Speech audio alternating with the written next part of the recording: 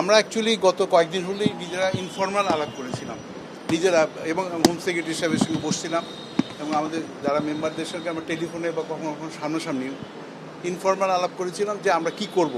কারণ প্রিপারেশন তো নিতেই হয়, মানসিকভাবে প্রস্তুতি, এবং মানসিকভাবে প্রস্তুতি নিয়েছি আমরা।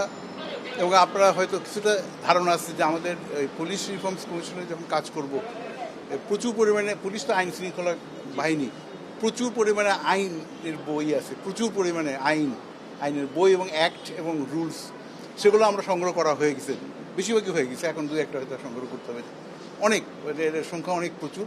এবং আমরা প্রায় সবাই, উনি তো আইনের প্রফেসর আছেন, তাছাড়া আমরাও মোটামুটি এগুলো নিয়ে কাজ করেছি দীর্ঘদিন। আশা করি যে প্রিপারেশন আমাদের হয়েছে।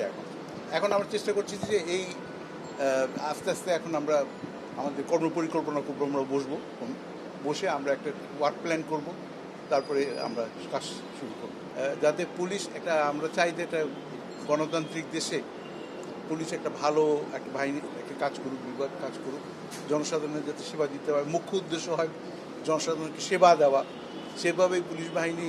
এবং আমরা আশেপাশের দেশের এবং পৃথিবীর বিভিন্ন দেশের আজকাল তো সব বই পাওয়া যায়, খবর পাওয়া যায় এবং ইন্টারনেটে পাওয়া যায়, এবং আমরা সবাই প্রায় বিদেশে পড়াশোনা করছি, আমি করেছি, ওনারা অনেকেই করেছেন।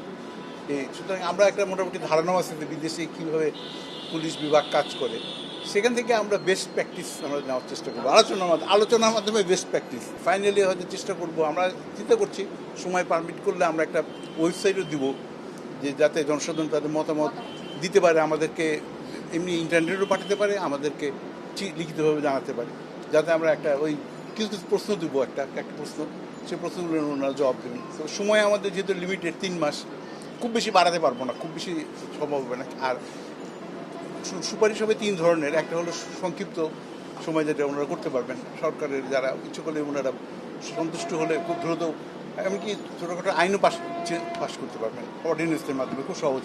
আর রুল তো আরও সহজ, রুল পাস করার জন্য এই ইআই যথেষ্ট, মানে এখানকার যিনি দায়িত্বপ্রাপ্ত মন্ত্রী, যিনি অ্যাডভাইজার, উনি যথেষ্ট, উনার অনুমোদনে রুল চেঞ্জ করা যায়।